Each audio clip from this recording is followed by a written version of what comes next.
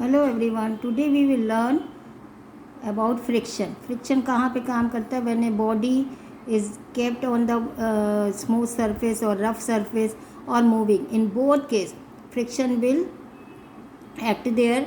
Friction is what? That is the opposing force. जो oppose करता है, जो अप्लाइड फोर्स लगाई गई है उसका जो अपोज करता है, that is known as your friction.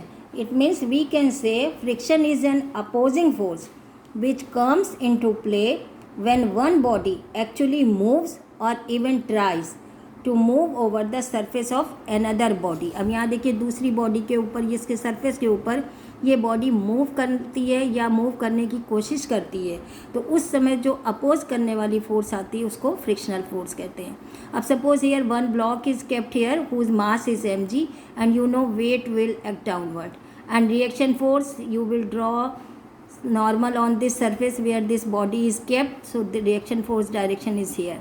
Now suppose small f force we are applying on this direction, so this due to this force it wants to tends to move in this direction, but here something one another force, that is the opposing force is there which will oppose this of this force, and whose direction is here. जहाँ पे ये रखी है surface पे, उस surface के tangentially यहाँ पे फ्रिक्शनल फोर्स जो होती है आपकी काम करती है. फ्रिक्शनल फोर्स दो तरीके की होगी.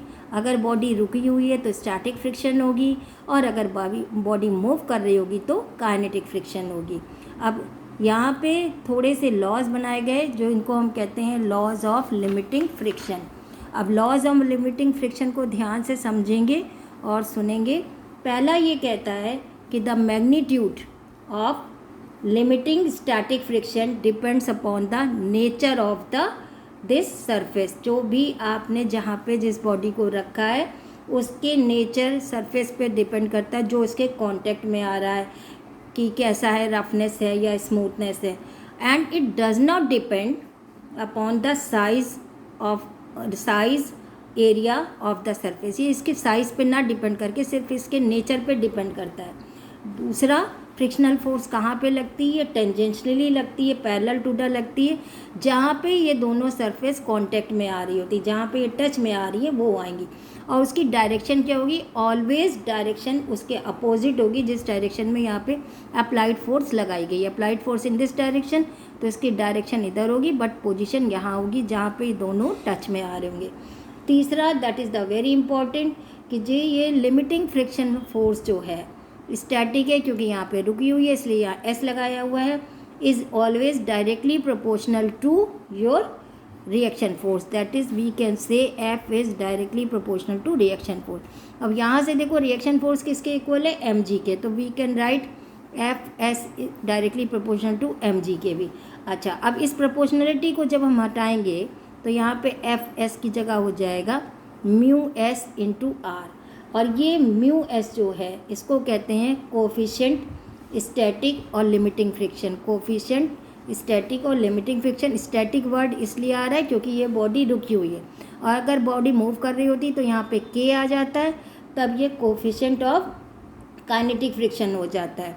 इस समय जब फ्रिक्शनल फोर्स जो है ये लगी हुई है, और अगर हम थोड़ी सी इस फोर्स को बढ़ा दें, तो जब थोड़ी बढ़ा देते हैं तो नेट फोर्स फ्रिक्शनल फोर्स ज़्यादा हो गई. अभी तो दोनों एक दूसरे के बिल्कुल न्यूट्रलाइज कर रही हैं, इसको थोड़ा सा बढ़ा दिया तो बढ़ाने की वजह से क्या होता है, ये फ्रिक्शनल फोर्स जो होता है इसकी वैल्यू डिक्रीज़ हो जाती है, यानी इसकी ज़्यादा हो जाती है. तो इसकी वजह से ये इस तरफ को खींचता है, और उस समय जैसे ये खींचता है, चलने लगता है, तो उस समय जो आपकी फ्रिक्शनल फोर्स आ जाती है वो कहलाती है फ्रिक्शनल काइनेटिक फोर्स.